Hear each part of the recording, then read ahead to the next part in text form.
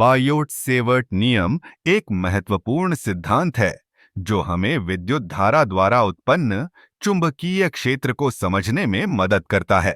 जब हम किसी तार में विद्युत धारा को बहाते हैं, तो उसके चारों ओर एक चुंबकीय क्षेत्र उत्पन्न होता है। यह नियम हमें बताता है कि यह चुंबकीय क्षेत्र कैसे और किस प्रकार से उत्पन्न होता है। बायोट-सेवर्ट नियम के अनुसार किसी छोटे से तार के तत्व में बहने वाली धारा के कारण उत्पन्न चुंबकीय क्षेत्र की ताकत उस धारा की मात्रा, तार के उस छोटे तत्व की लंबाई और उस तत्व से किसी बिंदु तक की दूरी पर निर्भर करती है। इसे हम इस तरह से समझ सकते हैं कि जैसे जैसे हम तार से दूर जाते हैं, चुंबकीय क्षेत्र की ताकत कम होती जाती है। इस नियम का गणितीय रूपांतरण कुछ इस प्रकार है: dB/EA = 4P I/XR R2। यहाँ dB चुंबकीय क्षेत्र की एक छोटी सी मात्रा है, 0 वैक्यूम में चुंबकीय स्थिरांक है, I धारा है, dl तार का एक छोटा तत्व है और R उस बिंदु की दिशा है जहां हम चुंबकीय क्षेत्र को मापना चाहते हैं।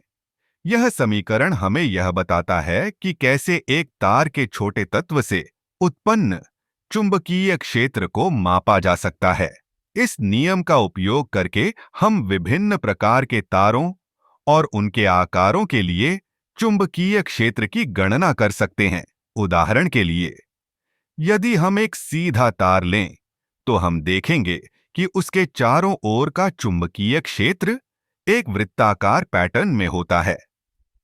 और यदि हम एक लूप या सर्कल के आकार का तार लें, तो चुंबकीय क्षेत्र उसके केंद्र में अधिकतम होता है।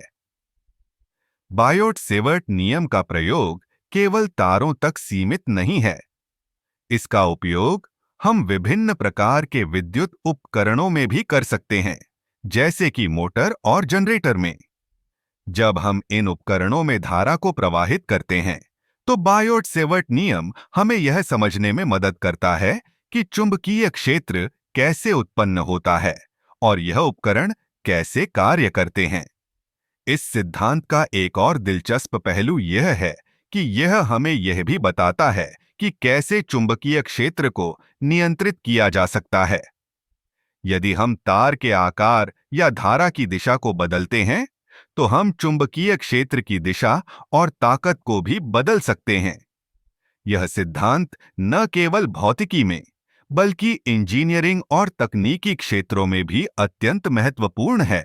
इस प्रकार बायोट-सेवर्ट नियम हमें विद्युत धारा और चुंबकीय क्षेत्र के बीच के संबंध को समझने में मदद करता है, और यह सिद्धांत विज्ञान के कई क्षेत्रों में एक महत्वपूर्ण आधार प्रदान करता है।